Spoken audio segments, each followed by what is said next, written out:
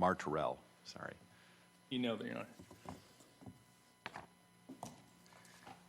Good morning, and may it please the Court, Eduardo Martorell, on behalf of Plaintiff and Appellant Metricolor LLC. And Your Honors, this appeal is about deciding whether a series of technological errors made by an elderly man should allow a conglomerate like L'Oreal to tilt the case on its head, spending millions of dollars on New York attorneys tasked with relentlessly attacking one man in a California lawsuit. This appeal is about deciding whether a 75-year-old man who made technological errors, when placed in context, are the proverbial molehills that skilled New York attorneys turned into mountains, where case law demonstrates that when placed into this context, in the appropriate context, it constitutes reversible error to have had dismissed this case due to the policies Okay, of so, deciding. counsel, I'm going to try and not be difficult here, but proverbial molehills.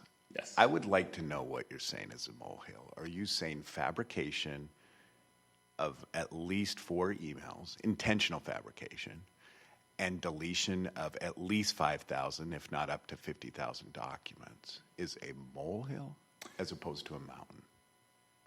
Your Honor, when placed in context, we're talking about a $10 to $30 million trade secret case. Okay. Help me understand. so- Well, I don't want to cut you off.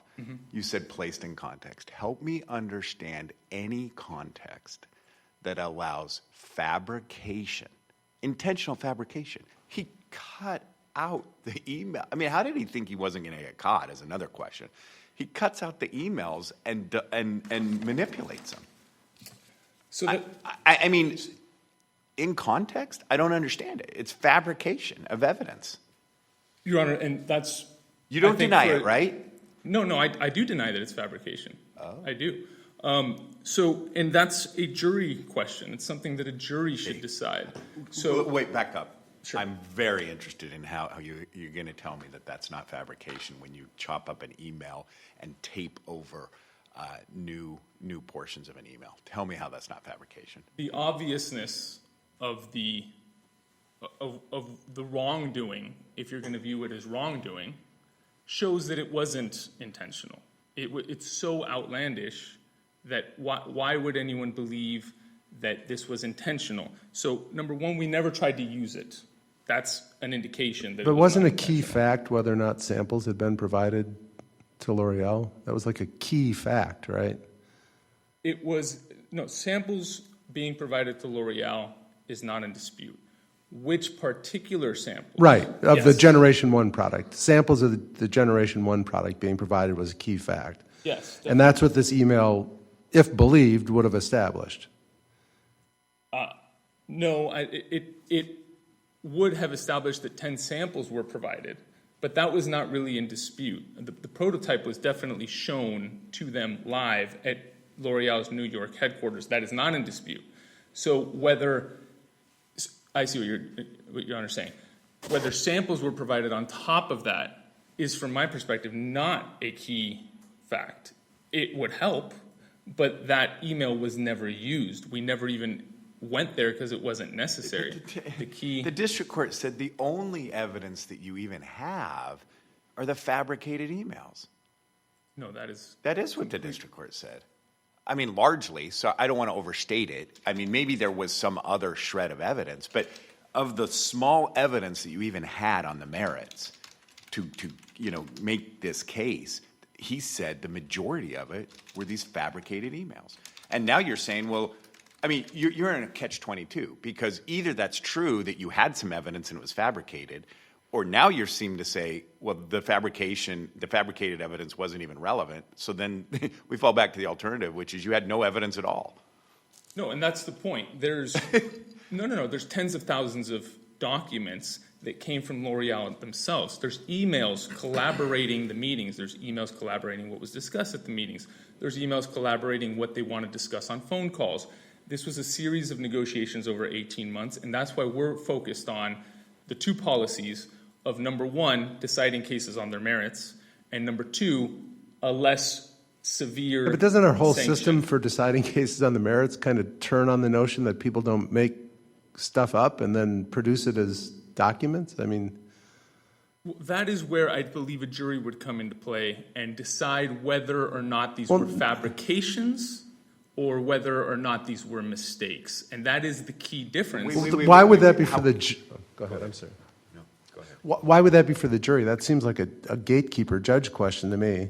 So as far as gatekeeping the evidence, I agree with you. So if the judge imposed a very harsh sanction, let's call it six-figure monetary, and not allowing us to use any affirmative evidence, none, just L'Oreal's, just what is. You would be okay with that? I would be okay with that. That's rather than, crazy. You would be okay with having your client ultimately have to pay $100,000 in sanctions and then lose the case.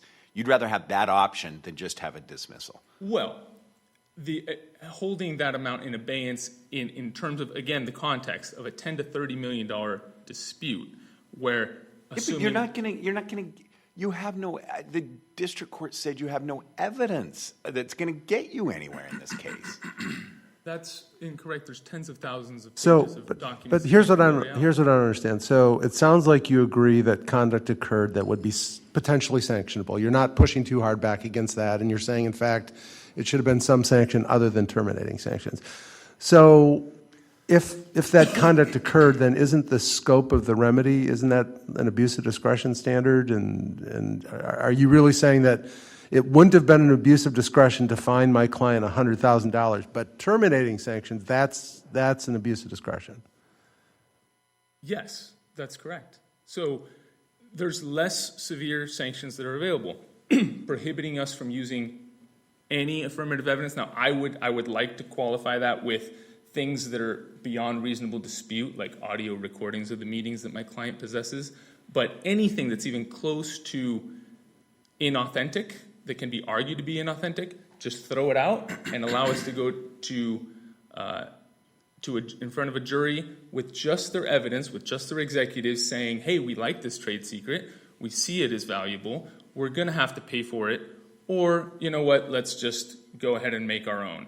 That is a $10 to $30 million problem that L'Oreal basically got away with by attacking and blaming the victim, who we concede made mistakes. We don't view them as fabrications. Come on. You stop sugarcoating it. Made mistakes. He chopped up an email and fabricated it. Don't sugarcoat that. We never used it, Your Honor. It's okay. Well, there's, number one, we never used it. You turned over the email, right? You turned over a fabricated email. We turned over That's the email. evidence that you thought it was relevant. Your Honor, He manipulated the case. When you're dealing with thousands of records, It is not normal to fabricate an email. I've done tons of discovery. I've never had a client that has come to me with a fabricated email and turned it over and then made the arguments that you're making right now. I mean, it's just disingenuous. But anyway, all right, let's move on. The last thing I'll say, Your Honor, is that this was so obvious in that we turned over native emails, and there were only 4 missing, and one of them was this one. So if this was intentional, it's... But you started out by saying this is a 75-year-old man who was not technologically sophisticated. I mean, you're right. There was very little likelihood he was going to get away with it, but did he know that? Your Honor, I will... we don't believe it was intentional, and we're saying it was a mistake and that there should be less severe... Do you want to reserve for that's rebuttal? what I'm going to do. Thank you. I'm going to reserve some time for rebuttal. Thank you very much.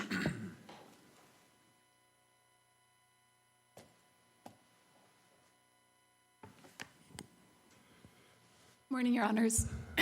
Excuse me. Naomi Scotton for L'Oreal. I'll be brief this morning.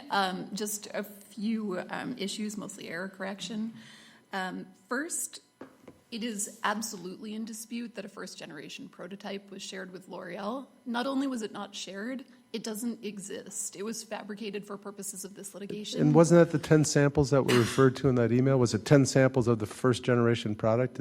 So the email does not, in the fake email. Right, yes. Yes, it mentions samples of the first-generation product. I believe it references 2 different types of orifice reducer. Right. The self-sealing, which is the patented product that existed, and then the Alleged standard trade orders, secret, which yeah. is right, which did not exist. And it was, the email as fabricated was saying that samples of the latter, that the trade secret product had been provided. Am I wrong about that? No, that's exactly right. Okay.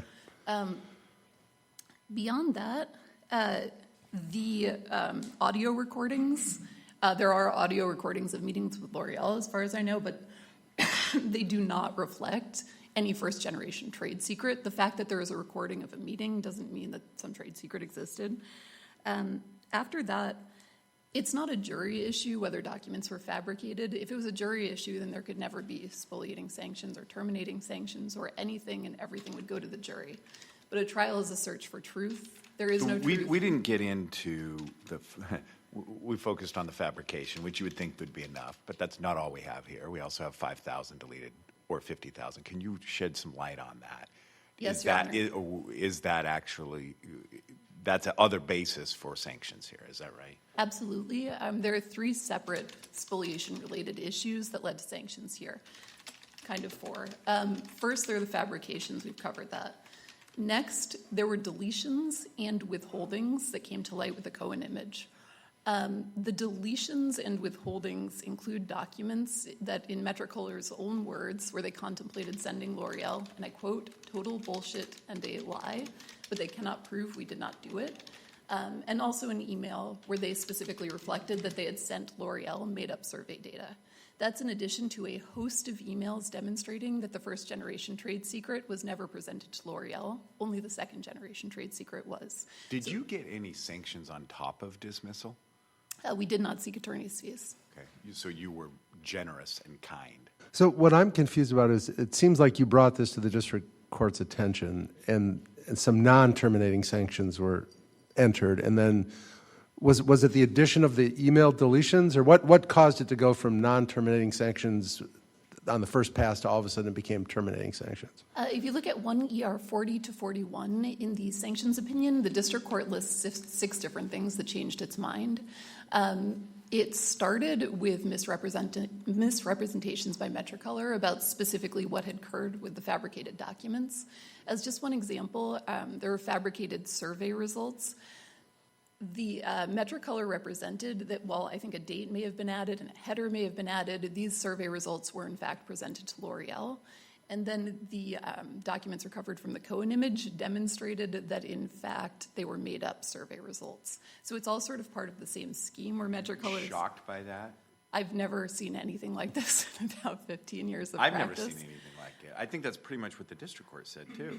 Yeah, I think the district court was doing everything it possibly could to keep this going. Can you talk, I mean, the best argument that they have is that something less than termination could, and we do have case law that says you have to consider things less than termination. Why, can you explain why a $100,000 sanction and not terminating and let him go to the trial would not have been enough here? Yes, Your Honor. L'Oreal is in the position of trying to prove the absence of a thing. It's trying to prove the absence of a first-generation trade secret. And to do that, it needs access to Metricolor's document production, not to L'Oreal's. It just needs to be able to say, here's the universe of things. This thing didn't exist. And because he deleted them all, you can't get that. We cannot. So even though the fabrication, bad as it is, that's really not the basis. You theoretically could have had an alternative sanction for that, but it's really the 5,000, and maybe you can tell me how many. There was some dispute about whether it was 5,000 or 50,000. I'm not sure it matters, but that's really the basis for the dismissal. Yes, Your Honor. So it's both the deletions, the fabrications, and also just Metricolor's conduct generally in this case. It's the 3 things together. So the permanent deletions were a huge issue because L'Oreal couldn't get at those documents, though they're presumably bad for Metricolor since the other things that it was deleting and withholding were terrible for it. But beyond that, the court also said that it didn't know what else was fabricated in the case. The initial forensic review of the fabricated documents only looked at the 14 documents that L'Oreal was able to specifically identify through other discovery issues were probably fake. And then they identified, I think, 5, including the handwritten notes, that were fabricated. But beyond that, we have no idea what else in the production was altered. So even putting the deletions aside, the fabrications are a huge issue. And then beyond all that, the court specifically considered lesser sanctions and said that in addition to those issues of the corruption of the record, it did not think lesser sanctions would sufficiently deter Metrocolor's future misconduct. Was there anything in the record that suggested that the council was aware of what was going on? So I don't want to go after my counsel for Metrocolor in this case, and I'm not sure who is saying what to whom. There are certainly issues.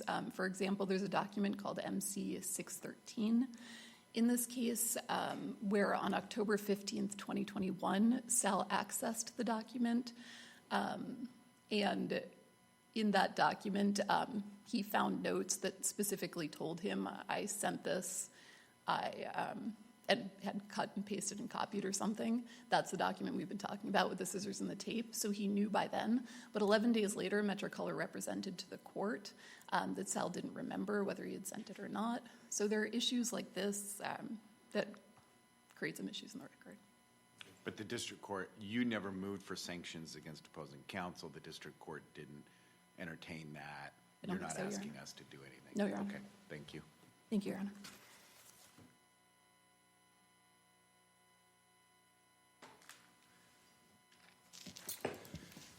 Your Honors, I first want to address that the biggest issue for us is what I think Justice Nelson noted is our best argument. Thank you for the promotion. I'm only a judge, but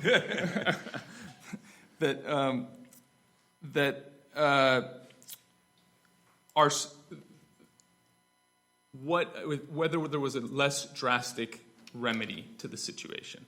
And there's no evidence here that the court considered prohibiting Metrocolor from using affirmative evidence at trial and allowing. The problem is, counsel, I mean, look, what was done was bad enough here. I mean, I think you got to take a good hard look about whether you should have even appealed this. I mean, you're in a danger zone that we don't remand this and ask the district court, instruct it to look at your own conduct.